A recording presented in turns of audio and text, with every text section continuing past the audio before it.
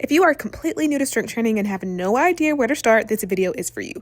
So we're going to start out with some squats. You can simply start out by squatting to a couch, squatting to a chair. As you get more comfortable, you can come away from the chair or the couch and you can just do air squats.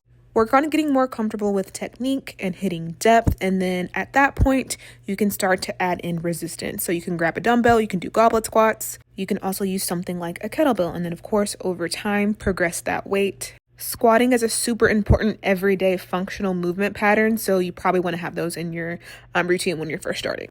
Next, we've got push-ups, which you can start out just doing wall push-ups, but this is going to feel super easy after a while, so then you want to move to a elevated surface, something like this countertop that you see here, or a very stable table or something like that. I prefer elevated push-ups to something like a quote-unquote girl push-up that you see here, but if you don't have a sturdy surface, you can definitely just do push-ups on your knees. Next, we have glute bridges, so you can start out just on the ground.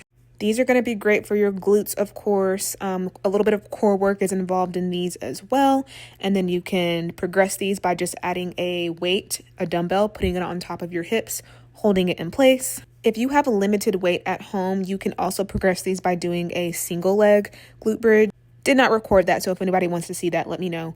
Next, we've got some shoulder press. So you can start out with absolutely no weight. You can just use the weight of your arms.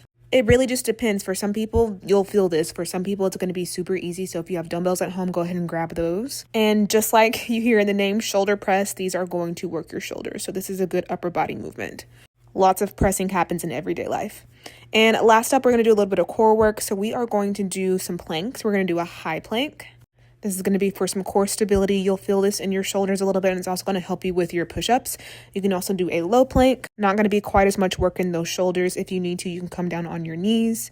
Here's that high plank as well. Another modified option, if you can't do it on the ground, is to go to that elevated surface just like we do with the push-up. And that is the workout.